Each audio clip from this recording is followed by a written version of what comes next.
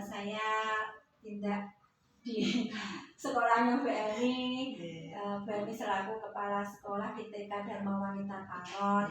Dan di sini saya di program CGP ini yang angkatan 7 ini mendapatkan tugas untuk mewawancarai kepala sekolah terkait pengambilan keputusan seorang pemimpin. Nah, untuk pembelajaran ini kami dari CGP kan masih perlu belajar dari penjenengan selaku kepala sekolah.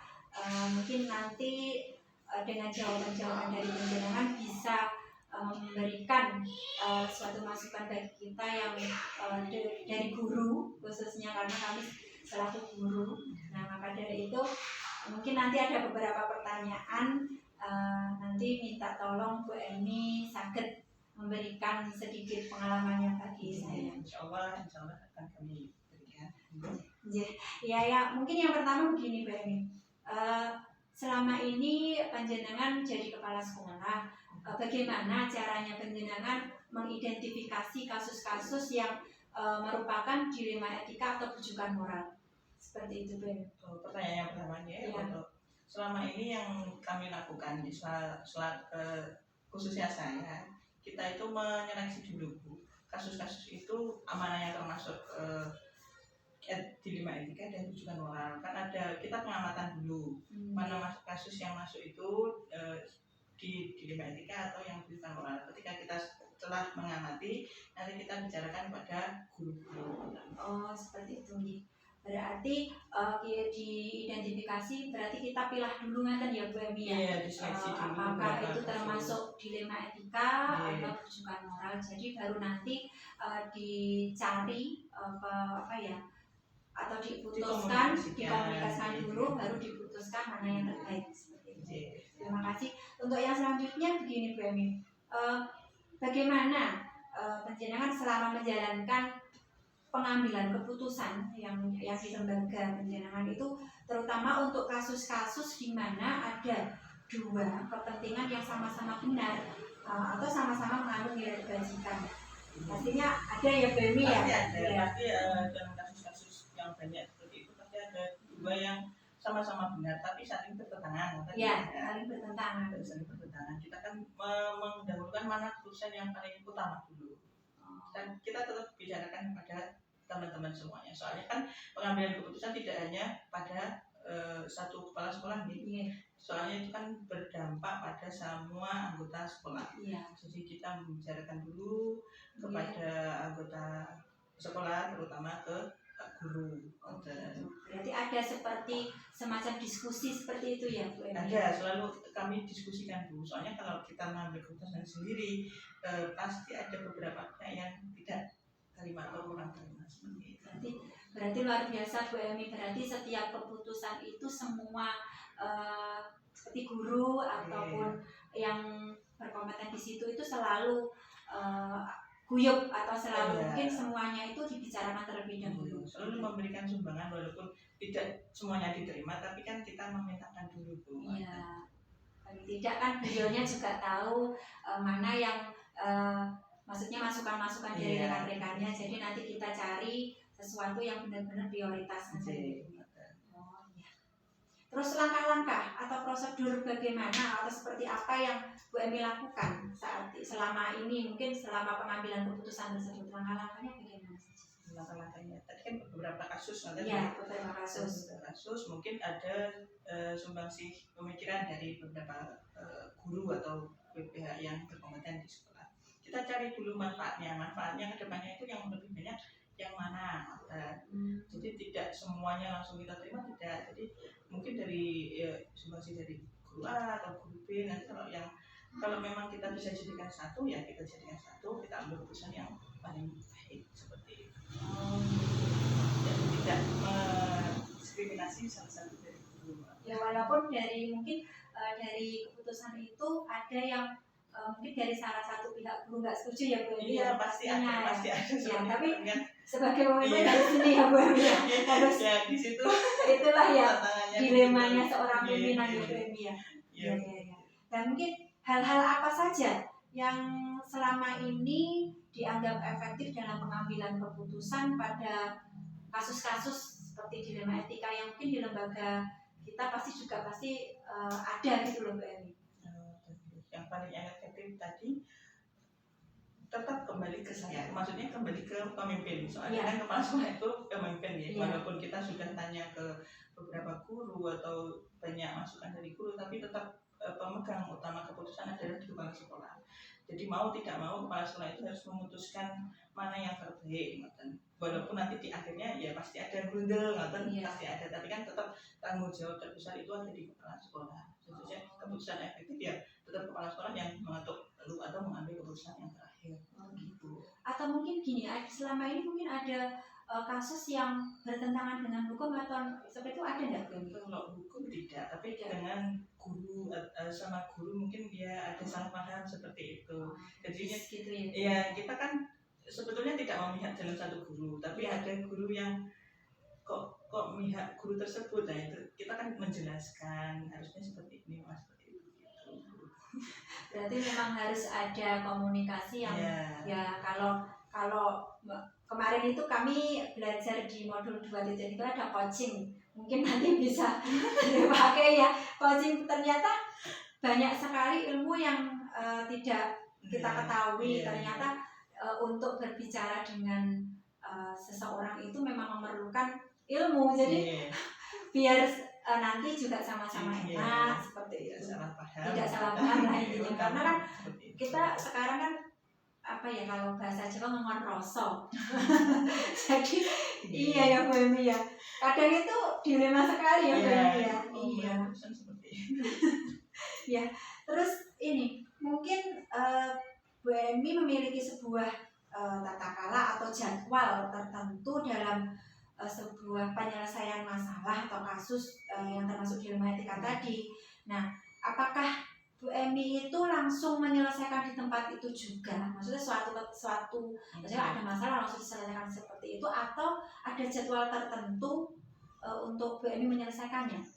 Kalau dalam kasus itu kita nggak bisa kalau menyelesaikan dalam satu waktu tertentu, itu nggak bisa. Kalau saya kita telisik dulu bagaimana kasusnya, atau pokoknya kita butuh waktu. Kalau kita langsung memutuskan langsung pada saat itu, takutnya nanti ada kesalahpahaman juga dari beberapa kasus, misalnya menyangkut guru lah.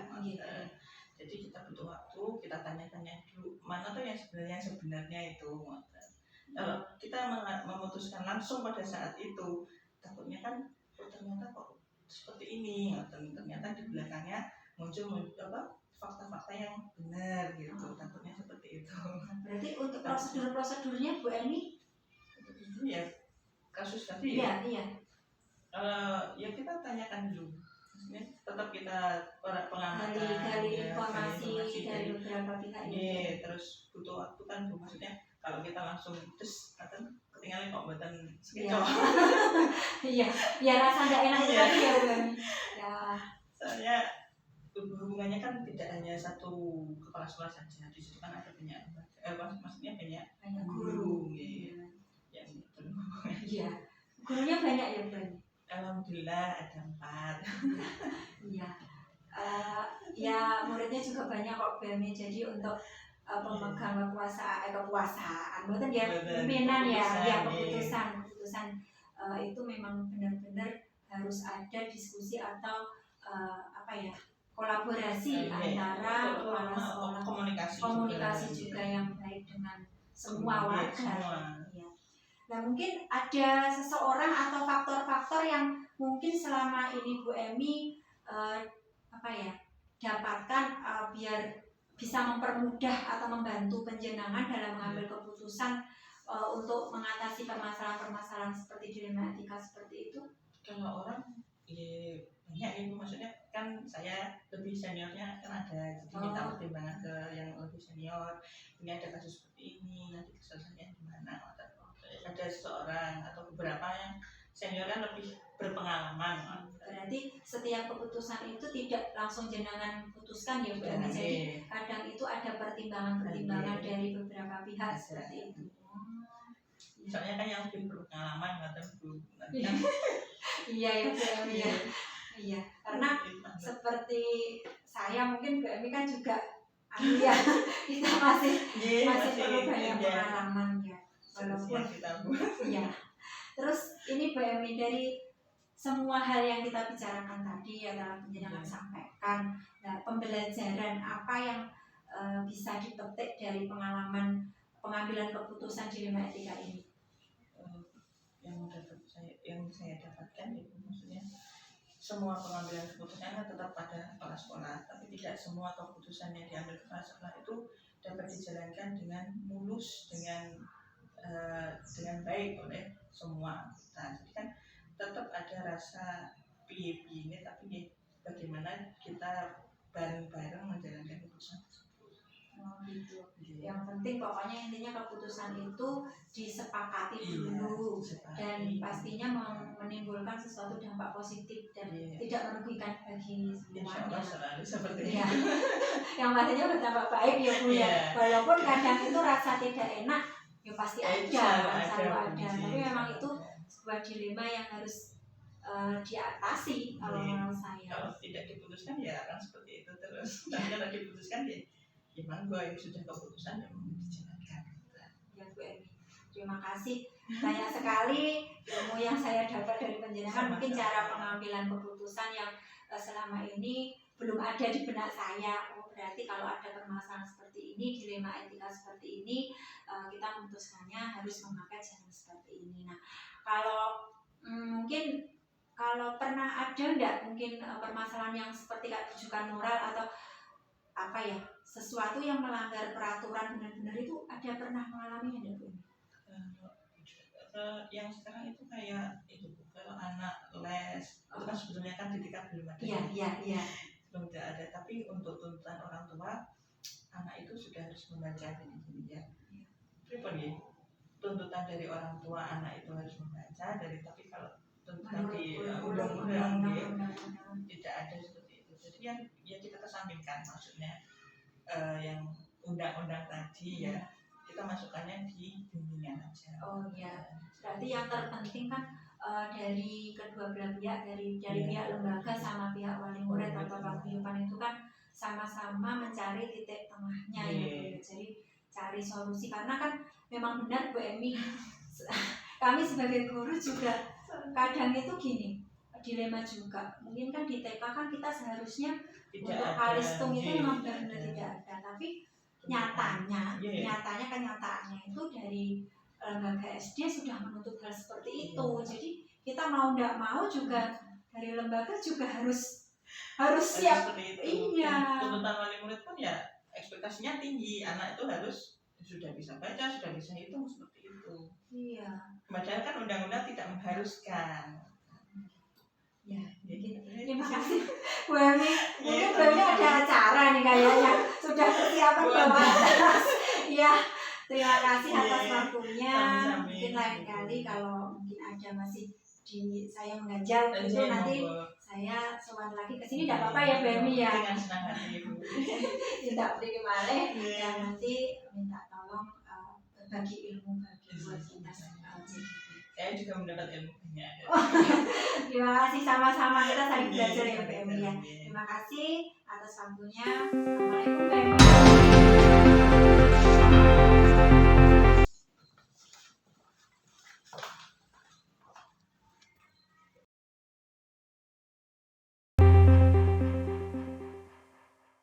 Assalamualaikum Bu Muda. Waalaikumsalam. Maaf mengganggu waktunya sebentar, ada waktu buat ini Bu Muda? Ada untuk penjelasan, insya Allah selalu. Ya, Bu Muda, ini saya dari CGP Angkatan 7. Nah, di sini di modul 3.1 ini ada tugas mengenai wawancara dengan pimpinan atau kepala sekolah mengenai pengambilan keputusan sebagai pemimpin. Nah, karena penjenengan selaku kepala sekolah di KB Ceria, nah mungkin bisa berbagi pengalaman nantinya kepada saya bagaimana langkah-langkah pengambilan keputusan yang mana selama ini sudah dilalui penjenengan, begitu Bu Muda? Iya. Ya. Jadi nanti ada beberapa pertanyaan Bu Muda nggih. Ya. Mungkin gini Bu Muda, yang pertama selama ini bagaimana caranya Bu Muda dapat mengidentifikasi kasus-kasus yang mana itu merupakan dilema etika atau rujukan moral seperti itu Bu Muda. Untuk cara-cara tersebut yang saya lakukan Bibit untuk mengidentifikasi kasus-kasus yang merupakan dilema etika atau rujukan moral, yaitu yang pertama saya lakukan, saya memahami terlebih dahulu masing-masing kasus, kemudian saya akan mengkomunikasikan dengan pihak-pihak yang terlibat. Untuk dilema etika terjadi itu apabila kasus tersebut melanggar hukum serta norma-norma yang berlaku. Apabila sebaliknya, maka hal tersebut dinamakan sebagai rujukan moral. Gitu Bu. Oh gitu. Berarti kalau untuk rujukan moral itu benar lawan salah gitu. Iya, betul. Tapi kalau untuk dilema etikanya itu benar lawan benar. Jadi keputusan yang diambil itu kalau untuk dilema etika itu berarti semuanya itu berujung kepada kebaikan. Betul. Tapi mungkin ada yang sesuatu yang lebih diutamakan seperti itu ya Bu. Ya, betul. Oh, keputusannya akan diambil itu harus keputusan yang baik, yang bisa diterima oleh orang banyak dan menguntungkan. Oh, gitu. Terus gini Bu Muda, bagaimana caranya Bu Muda dalam menjalankan, maksudnya keputusan itu pasti nantinya kan juga dijalankan semua pihak nih Bu Muda ya. Nah, terutama di kasus-kasus yang tadi pas waktu ini kan dilema etika benar-benar lawan benar. Nah, dan mengandung nilai-nilai kebajikan. Nah, nilai-nilai kebajikan itu pastinya kan sudah dimiliki oleh semua guru atau lembaga di sini dalam. Bagaimana caranya menjalankan seperti itu, menjalankan pengambilan keputusan? Untuk mengambil keputusan itu yang saya ambil yang pertama, mempertimbangkan terlebih dahulu apakah hal-hal itu besar manfaatnya dan berpihak pada siswa ataukah sebaliknya. Dalam mengambil keputusan tersebut, saya harus berkeyakinan pada kebenaran dan norma agama.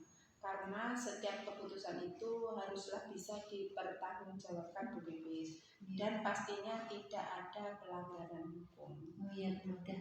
Wah, ini pengalaman baru bagi saya Bu Muda. Jadi untuk pengambilan keputusannya itu harus benar-benar tidak mematuhi, menyalahi ya Bu. Tidak melanggar, tidak melanggar hukum, karena kalau melanggar hukum pastinya kan kasusnya nanti pasti lebih panjang lagi atau lebih rumit lagi.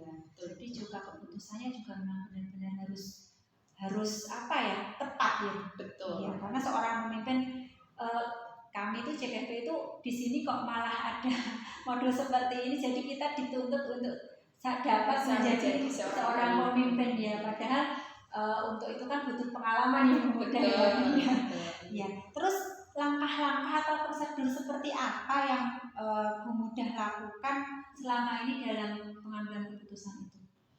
Untuk langkah-langkah itu biasanya yang pertama saya memilih dulu kebenaran yang paling kecil risikonya dan besar manfaatnya, itu yang pertama. Terus yang kedua, saya mempertimbangkan kepentingan itu untuk peserta didik jika kasus tersebut berkaitan dengan peserta didik. Untuk yang ketiga, itu saya mencari fakta-fakta atas permasalahan yang terjadi. Terus yang terakhir, yang keempat, itu keputusan yang saya ambil yaitu keputusan yang bisa dipertanggungjawabkan. Begitu. Berarti langkahnya itu banyak ya Bu Muda ya, tidak hanya satu tahap. Iya, jadi keputusan yang diambil walaupun kita juga memilah ya Bu Muda, mungkin ya kalau keputusannya itu harus cepat ya berarti kita harus cepat tanggap seperti harus itu. Cepat memilihnya dan harus cepat memberikan keputusan. Nah, terus hal-hal apa saja yang selama ini Bu Muda anggap efektif dalam pengambilan keputusan yang mana di situ ada kasus dilema etikanya Bu Muda? Untuk hal-hal tersebut itu yang pertama, itu yang utama yang harus saya lakukan itu saya harus bisa menyederhanakan.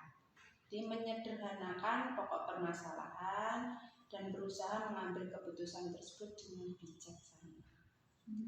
Ya. Menyederhanakan. Jadi permasalahan itu harus dipersempit itu Iya. ya ruangnya dulu ya Bu Muda ya. Jadi Disederhanakan dulu. terus baru kita ambil keputusan yang bijak.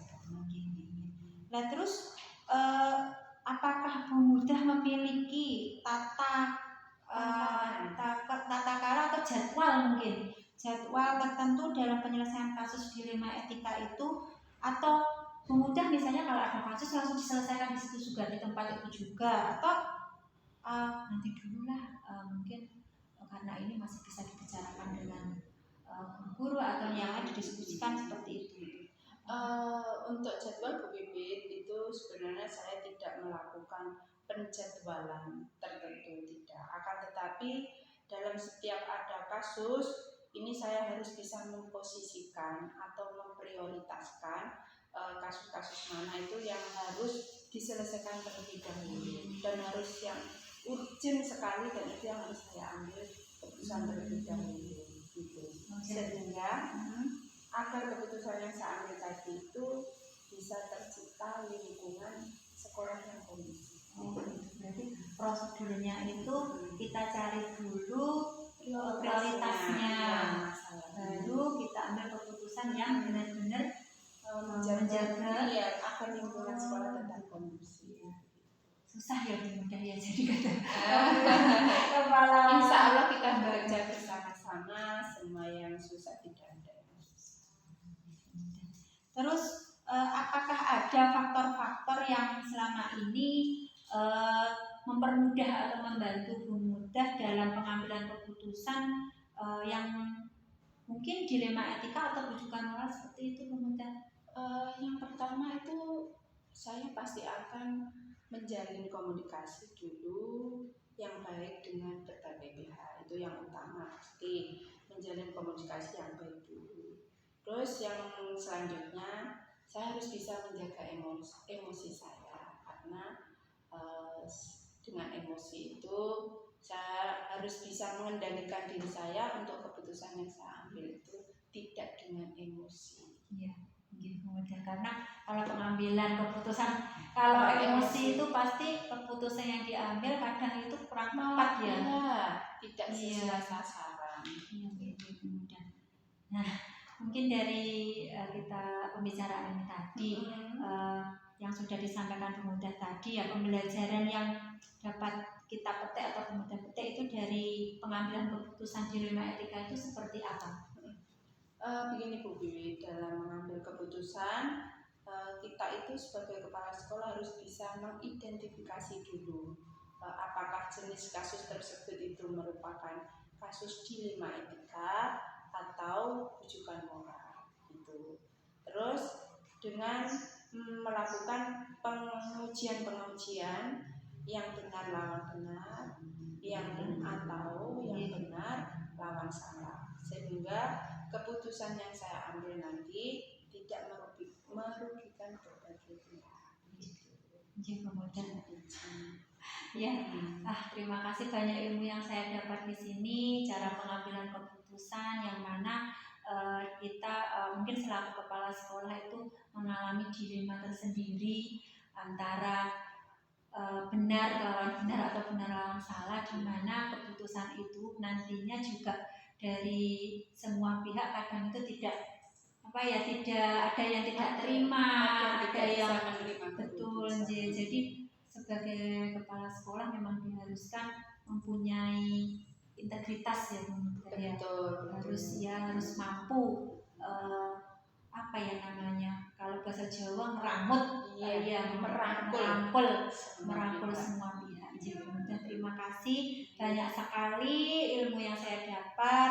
Nah, mungkin nanti kalau ada pertanyaan lagi atau ada tugas lagi, mungkin nanti saya akan merepotkan panjenengan lagi. Ya, dan terima kasih banyak atas waktunya.